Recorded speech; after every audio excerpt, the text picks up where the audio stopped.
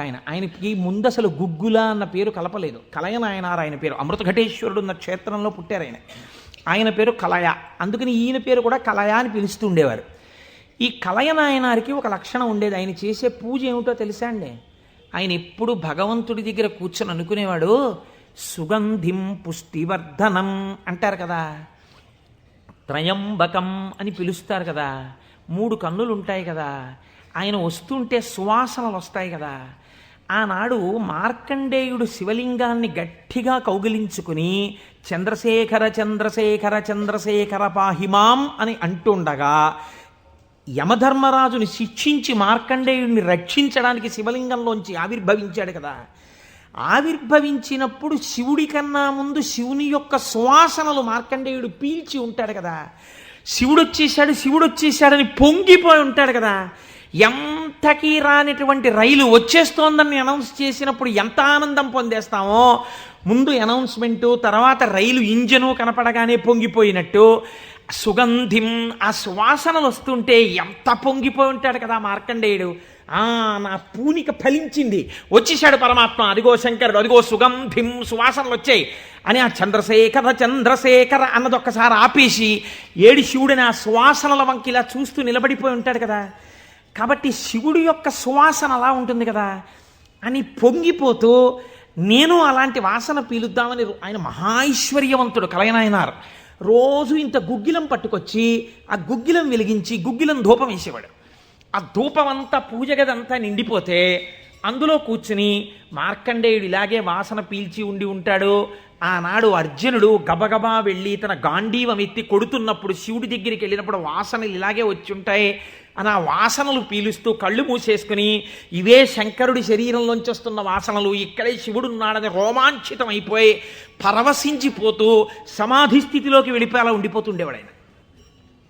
మీరు చూడండి, భగవంతుణ్ణి పట్టుకోవాలనుకున్నవాడు, ఏమంటే మాకు పూజ కుదరట్లేదండి, మాకు ఈ స్తోత్రం రావట్లేదండి అంటాం మనం. మన బతుకంతా ఎక్కడ ఆగిపోతుందంటే దీపంలో 2 ఒత్తులు వేయాలా, 1 ఒత్తి వేయాలా. నిజంగా తరించిపోయిన వాళ్ళు తరించిపోవడానికి ఎన్ని మార్గాలు వెతుక్కున్నారో చూడండి. ఆయన సువాసనలు పీలుస్తూ రమించిపోయాడు. శంకరుడు చూశాడు, వీడు రోజు గుగ్గిలం పట్టుకొచ్చి వేసి ఇన్ని రకాల దర్శనాలు చేసేస్తున్నాడు రా, గుగ్గిలం పొగ అడ్డం పెట్టుకుని. ఎంత చిత్రం రా ఇది, గుగ్గిలం పొగకి వీడు సమాధిలోకి వెళ్ళిపోతున్నాడు. అసలు ఈ గుగ్గిలం కొనలేని స్థితి తెస్తే ఏం చేస్తాడో చూద్దాం అనుకున్నాడు. ఐశ్వర్యం అంతా క్షీణింపచేశాడు. ఆయనకి మనస్సు శివుడి మించి పోలేదు. ఎలాగో అలా నానా కష్టాలు పడి ఇంత గుగ్గిలం తెచ్చి శంకరుడికి వేసి ఆ వాసన పీల్చేటప్పటికి సమాధిలోకి వెళ్ళిపోయాడు. ఇంక ఏముంది, మనస్సు అలవాటు పడిపోయి ఇంత పొగొచ్చేటప్పటికి అంతే సమాధిలోకి వెళ్ళిపోతాడు. ఎంత తేలికండి అది. అగరత్తు వెలిగించకుండా ఉంటాం కదా, అగరత్తు వెలిగిస్తే గుగ్గిలం అయినా సమాధిలోకి వెళ్ళిపోతాడు అంతే. ఈ స్థితి చూసి శంకరుడు భార్యాబిడ్డలు తినడానికి కూడా అన్నం మెతుకు లేకుండా చేశాడు. చూద్దాం ఏం చేస్తాడు. భార్యాబిడ్డలు పస్తులున్నారు. అన్నమో రామచంద్ర అని ఆ భార్య మహాపతివ్రత. ఆవిడ తన మెడలో ఉన్నటువంటి మంగళసూత్రాన్ని తీసి నాయనారికి ఇచ్చి, అయ్యా మీరు ఇది పట్టుకెళ్ళి వెలకట్టి అమ్మించి డబ్బు పట్టుకుని రండి, దాంతో మనం కొన్నాళ్ళు భోజనం చేద్దామని. తప్పకుండా తీసుకొస్తానని ఆ మంగళసూత్రాలు చేతిలో పట్టుకుని శివ శివ శివ శివ అని సంతోషపడిపోతూ వెళ్ళిపోతున్నాడు. శంకరుడు ఒక పెద్ద బండిలో గుగ్గిలం బస్తాలు వేసుకుని ఎదురొచ్చాడు. మళ్ళీ దొరకవుట గుగ్గిలం, అందుకని చెప్పి బస్తాలు కొనుక్కెడుతున్నాను, ఎవరైనా కావాలంటే కొనుక్కోండి అని అరిచాడు. అమ్మ బాబోయ్, గుగ్గిలం దొరకదటని చెప్పి ఈయన గబగబా మంగళసూత్రాలు ఇచ్చేసి గుగ్గిలం బస్తాలు కొనేశాడు. పోనీ గుగ్గిలం దొరకదంటున్నారు, ఇంటికి పట్టుకెళ్ళి ఈ గుగ్గిలాన్ని దాచుకుని రోజు ఇంతంత వేద్దాం అనుకున్నాడా? నిజంగా నాడు శంకరుడు వస్తుంటే సుగంధిం పుష్టివర్ధనం, ఇదొక్కటే ఆయన సమాధికి కారణం. ఇంత గుగ్గిలం వెలిగించి మధ్యలో కూర్చుంటే అసలు నిజంగా శంకరుడు విరాట్ రూపంతో వచ్చేసినట్టు ఉండదు. కాబట్టి ఈ గుగ్గిలం అంతా వెలిగించేస్తానన్నాడు. ఇంట్లో వెలిగించేస్తే బాగుండదు, పొగలు వచ్చేస్తాయి. ఓ గుళ్ళోకి పట్టుకెళ్ళి వెలిగించేస్తే బాగుంటుందని ఈ గుగ్గిలం అంతా వేసుకుని ఓ గుడికి పట్టుకెళ్ళి ఈ గుగ్గిలం అంతా వెలిగించేసి దాని మధ్యలో కూర్చొని సమాధిని పొందేసి, కడుపులో ప్రేగులు నకనకలాడిపోతున్నాయి, తెలియదు, ఆకలి తెలియదు, శరీరం నీరస పడిపోయింది, శరీరం అంతా నొప్పులు పెట్టేస్తోంది, తెలియదు, ఇంట్లో భార్య బిడ్డలు శోషించి పడిపోయే స్థితి వచ్చింది, తెలియదు. ఆ పొగ మధ్యలో సమాధి స్థితిని పొందాడు. ఇప్పుడు నా భాషలో చెప్పాలంటే భగవంతుడు ఓడిపోయాడు. పరీక్ష పెట్టగలడా ఇహ? ఏం పరీక్ష పెడతాడు? కాబట్టి చూడలేకపోయాడు ఆయన. అమ్మ బాబోయ్, ఇదెక్కడ భక్తిరా అని గబగబా కుబేరుణ్ణి పిలిచాడు. కుబేరా, ఇలా నా పక్కన ఎన్నాళ్ళు నించుంటావు? నాకేం అవసరం లేదు. అడిగో మహానుభావుడు చూసావా, గుగ్గిలం పొగ మధ్యలో కూర్చున్నాడు పెళ్ళం మంగళసూత్రాలు అమ్మేసి. వెంటనే వెళ్ళి ఆయన ఇంటిని బ్రహ్మాండమైనటువంటి అంతఃపురంగా మార్చేయి, భార్యకి బిడ్డలకి భూమండలంలో లేనంత ఐశ్వర్యాన్ని ఇచ్చేయి, ముందు ఉత్తరక్షణం వాళ్ళకి షడ్రశోపేతమైన భోజనం పెట్టు అనేటప్పటికి వాళ్ళ ఇల్లు మారిపోయింది. షడ్రశోపేతమైన భోజనం వచ్చింది. అయ్యో భర్తగారు ఎక్కడికి వెళ్ళారో అనుకుంటోంది ఆవిడ. అశరీరవాణి వినపడింది. అమ్మా, నీ భర్త భక్తి ముందు లొంగిపోయాడమ్మా, శంకరుడు మహదైశ్వర్యం ఇచ్చేశాడు నీకు. ఆయనో అన్నం తిందామన్న ఆలోచన లేదు, ఆ గుగ్గిలం పొగలో కూర్చునున్నాడు. ఇలాగ కూర్చునుంటే ఇప్పుడు ఎవరు మాట్లాడాలి? ఒరే నాన్న అన్నం తినరా అని.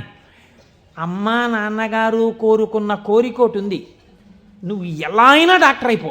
ఇంజక్షన్ చేసేసారు ఆ పిల్లకి. 3 ఏళ్ళు అయిపోయినా, 4 ఏళ్ళు అయిపోయినా, 21 ఏళ్ళు వచ్చేసినా, ఇప్పుడు నేను ఎంబీబీఎస్ చదివితే రేపు పెళ్లి కొడుకు దొరుకుతాడా అని కూడా చూసుకోకుండా తల్లిదండ్రుల కోరిక తీర్చడం కోసమని వ్యగ్రతతో చదివేసిన పిల్లలా ఇప్పుడు ఆ తల్లిదండ్రులే వచ్చి చూసే అన్నం తినవే, అలా చదవకే ఆరోగ్యం పాడైపోతుంది అన్నట్టు ఎవడు పరీక్ష పెట్టాడో వాడే దిగొచ్చాడు. దిగొచ్చి ఎవడు? ఆ త్రయంబకం నిజంగా సువాసనలు వచ్చాయి. వచ్చి ఆనాడు మార్కండేయుడు బాహ్య స్మృతిని పొందాడు, ఈయన పొందలేదు. పొందకుండా కూర్చున్నాడు.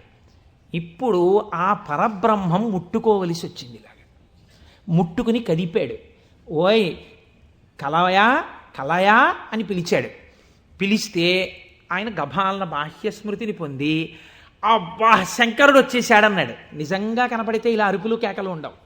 కందులంబట నీరు కారిపోతూ ఆ స్వామి పాదాల మీద పడిపోయి ఏ సుగంధిం పుష్టివర్ధనం అన్నాడో ఆ సువాసన పీలుస్తూ అలా పడిపోయి ఉండిపోయాడు. శంకరుడు భుజాలు పట్టుకుని లేపి, ఒరే నాన్న, నువ్వు ఇంటికి వెళ్ళింత అన్నం తినరా, నా కడుపు నిండుతుంది, తొందరగా బయలుదేరరా నాయన, ఇక్కడ ఎన్ని నైవేద్యాలు పెట్టినా నాకు వంట పట్టట్లేదురా, నువ్వు ఇలా పడిపోతే తొందరగా వెళ్ళరా బాబు, నీకు ఎక్కడ లేని ఐశ్వర్యం ఇచ్చేశాను, కావలసినంత గుగ్గిలం వేసే, ముందు వెళ్ళి అన్నం తినన్నాడు. అప్పుడు ఆయన ఇంటికి వెళ్ళాడు. ఇంటికెళ్ళి షడ్రశోపేతమైనటువంటి భోజనాన్ని నాయనార్ స్వీకరించాడు. దీన్ని గుగ్గిల నాయనార్ అంటారు పెరియ పురాణంలో. ఎందుకంటే శివపురాణం చెప్పుకుంటూ నాయనార్ల చరిత్రని అనుసంధానం చేసి ఉత్తరాయణ పుణ్యకాలంలో నాయనార్ల గురించి వింటే పార్వతీ సహితుడైనటువంటి ఆ పరమశివుడు పొంగిపోయి పరవశించిపోతాడు. అందుకే లౌకికమైన ఉదాహరణలు మానేసి అవసరమైన చోట నాయనార్ల చరిత్రలే కలిపేద్దాం. ఇలా 63 మంది నాయనార్ల గురించి నేను చెప్పగలిగితే నా జన్మధన్యం అయిపోతుంది అని ఒక నాయనార్ని కలిపాను ఇవాళ. కనుక ఒకనాడు ఒక విచిత్రం జరిగింది. భక్తి అంటే ఎంత చిత్రంగా ఉంటుందో చూడండి. ఈ గుగ్గిల నాయనార్ జీవితంలోనే ఆ పక్కనే ఉన్నటువంటి రాజ్యంలో ఒక శివలింగం ఒకటి ఉంది. ఆ శివలింగం మొన్నను మేము కంచి వెళ్ళాం. ఆ కంచి వెళ్ళినప్పుడు శివలింగం ఇలా ఉంటుంది, గొట్టంలాగా కింద వెడల్పుగా ఉంటుంది, పైకి వెళ్ళే కొద్దీ సన్నగా ఉంటుంది. అటువంటి శివలింగం ఒకటి బాగా ఎత్తుగా ఉన్నటువంటి పీఠం మీద ఉంది. ఒక చిన్న పిల్ల ఆ శివలింగం దగ్గరికి వెళ్ళింది. అరమరిక తెలియని పిల్ల. ఆ పిల్ల వెళ్ళి చేతిలో ఒక తుమ్మి పువ్వు పట్టుకుని వెయ్యాలనుకుంది. ఆ పీఠం పట్టుకుంది, ఎగిరింది, ఎక్కింది, అందలేదు. ఆ పిల్ల ఏడుపు మొదలెట్టింది. ఏడుపు మొదలెట్టి శివా శివా నువ్వు నాకు అందట్లేదు, పువ్వు ఎలా వేయనంది. శంకరుడు ఆ భక్తికి పరవశించిపోయాడు. ఇది భగవంతుడు దేనికి కట్టుబడతాడు? ఆ భక్తికి కట్టుబడతాడు. వెంటనే ఇలా ఉన్న శివలింగం ఇలా వంగిపోతే ఆ పిల్లకేం తెలుసు? శివలింగం వంగిపోయింది నా కోసం అన్నది. చిన్నపిల్ల పొంగిపోయి తప్పట్లు కొట్టేసి కాసేపు ఆడేసి 2 పువ్వులు వేసేసి వెళ్ళిపోయింది ఆ పిల్ల.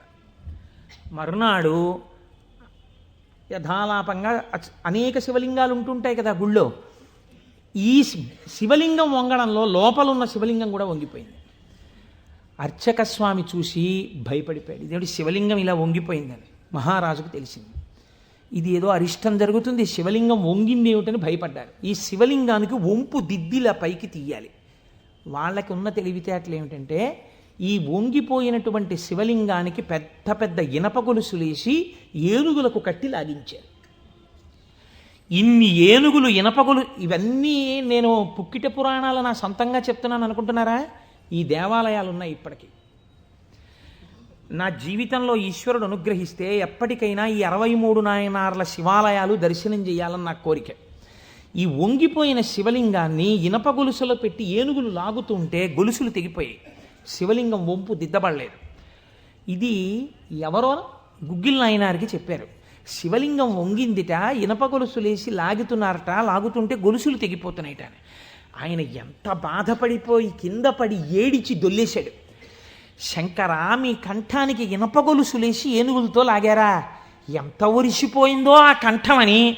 అంతే, విన్న చోటు నుంచే పరిగెత్తి పారిపోయాడు పక్క రాజ్యానికి. పారిపోయి గుళ్ళోకి వెళ్ళి అన్నం లేదు, నీళ్లు లేవు, ఒగరుస్తూ ఒంటి నిండా చెమటలు పట్టుకుని, ఈశ్వర, మీకు జరిగినటువంటి అపరాధం నా శరీరమునకు పొందేటటువంటి ఖేదంతో పోవాలని మీ వంపు దిద్దడం కాదు, మీ వంపు దిద్దడానికి మీకు ఇనప గొలుసు లేచి లాగినప్పుడు మీ కంఠం నొక్కుకుని ఉంటుంది, ఆ శిక్ష నేను అనుభవిస్తానని ఒక గొలుసు, తన మెడలో ఉన్నటువంటి గొలుసుని శివలింగపు వంపుకేసి గట్టిగా లాగాడు, తన కంఠం ఒరిసిపోయి తెగాలని. తన కంఠం తెగలేదు, శివలింగం వంపు ఇలా పైకి లేచిపోయింది. ఆ వంపు దిద్దినటువంటి వాడు గుగ్గిల నాయన. ఇప్పుడు మీరు నాకు చెప్పండి, బ్రతికున్న నాళ్ళు గుగ్గిల నాయనారు ఏం చేశాడు డబ్బు సంపాదించడానికంటే ఎవ్వరికీ తెలియదు. ఇంట్లో పర్సులోంచి 10 రూపాయలు తీస్తే 1000 రూపాయలు మళ్ళీ ఇంకో రూపంలో వచ్చేస్తుండేవి. అంత చిత్రంగా ఆయన మహదైశ్వర్య సంపన్నుడై, అందుకే అంటారు శాస్త్రంలో, ఐశ్వర్యము కావాలన్నవాడు శివారాధన చెయ్యాలి. శివారాధన అపారమైన ఐశ్వర్య హేతువు. అందున దక్షారామం లాంటిదైతే గొప్ప భోగస్థానం కూడా. అంత ఐశ్వర్యంతో జీవిస్తూ శివభక్తిని విడిచిపెట్టలేదు. శివభక్తితో ఐశ్వర్యంలో ఉన్నాడు. అంత్యమునందు తేలికగా శరీరం విడివడి హాయిగా పరమశివుని యొక్క పాదములలో కలిసిపోయాడు.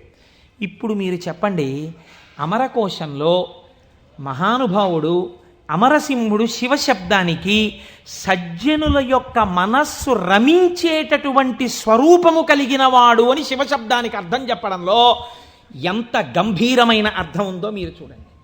శివశబ్దము సజ్జనుల యొక్క మనసు రమించు స్థానము. ఎలా రమిస్తుంది, దేనివల్ల?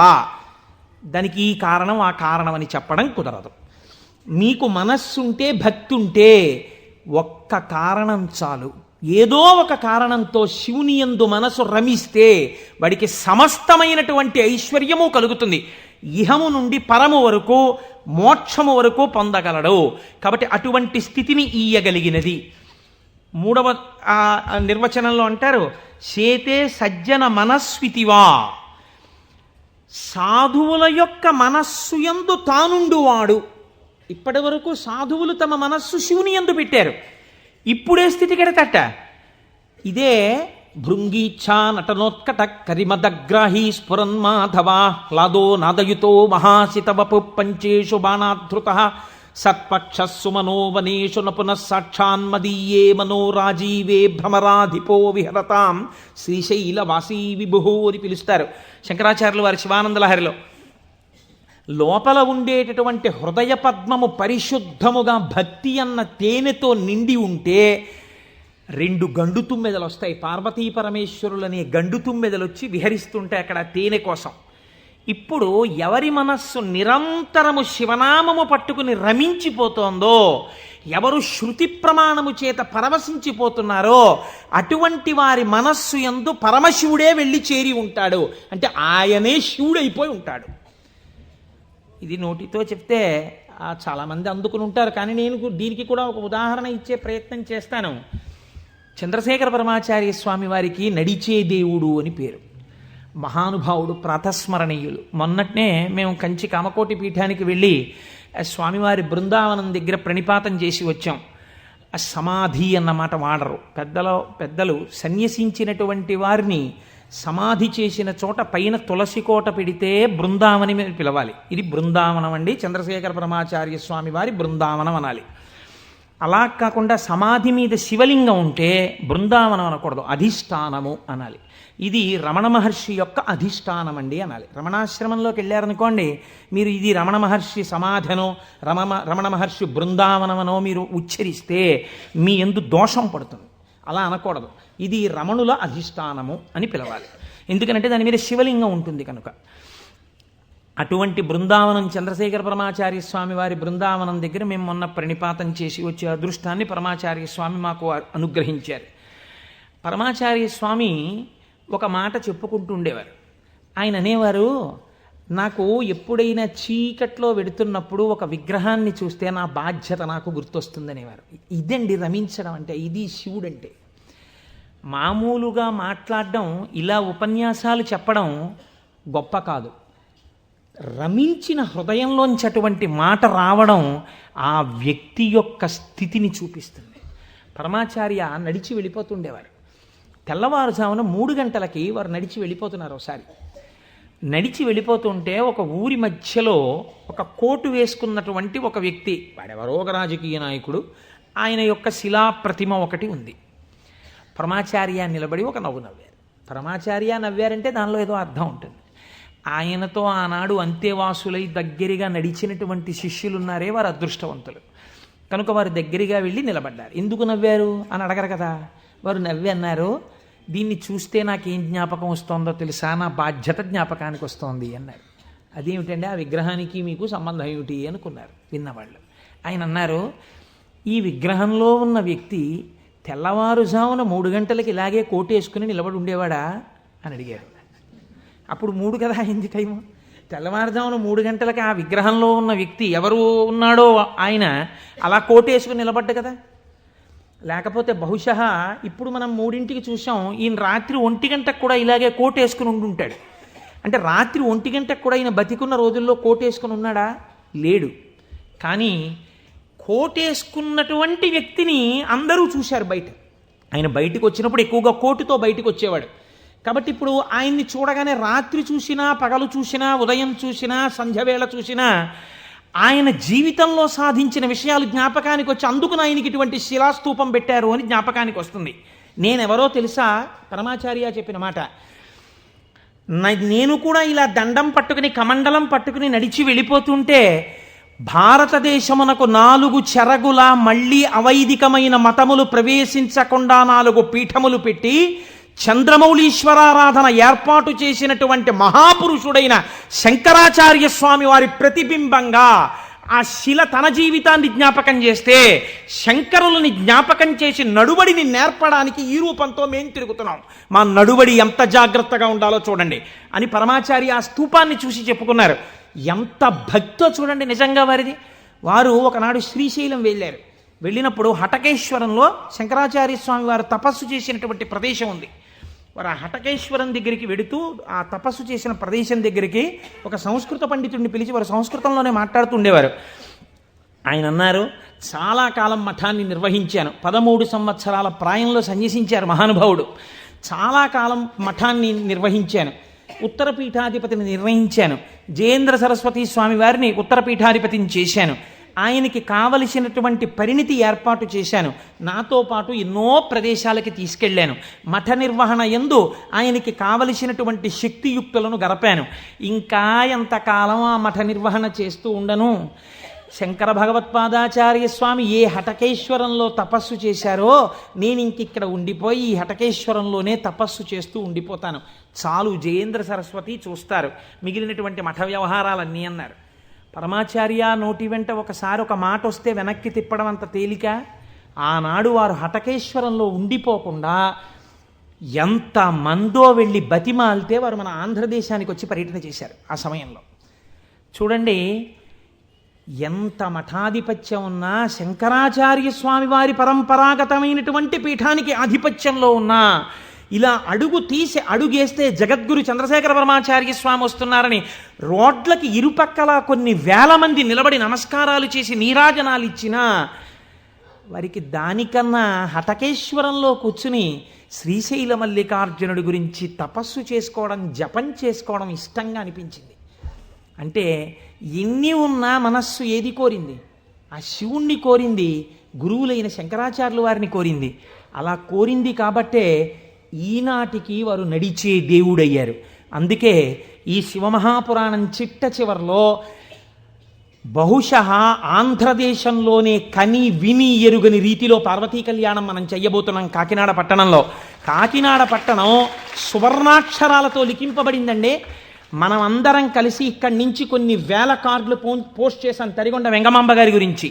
అది తిరుమల తిరుపతి దేవస్థానంలో నిస్సందేహంగా కదలిక తీసుకొచ్చింది. కె విశ్వనాథ్ గారిని పిలిచి సదస్సు నిర్వహించి నాకు పేపర్ కటింగ్స్ వచ్చాయి తిరుపతి నుంచి. తరిగొండ వెంగమాంబ గారి బృందావనాన్ని సందర్శనీయ స్థలంగా తిరుమల తిరుపతి దేవస్థానం మార్చబోతోంది.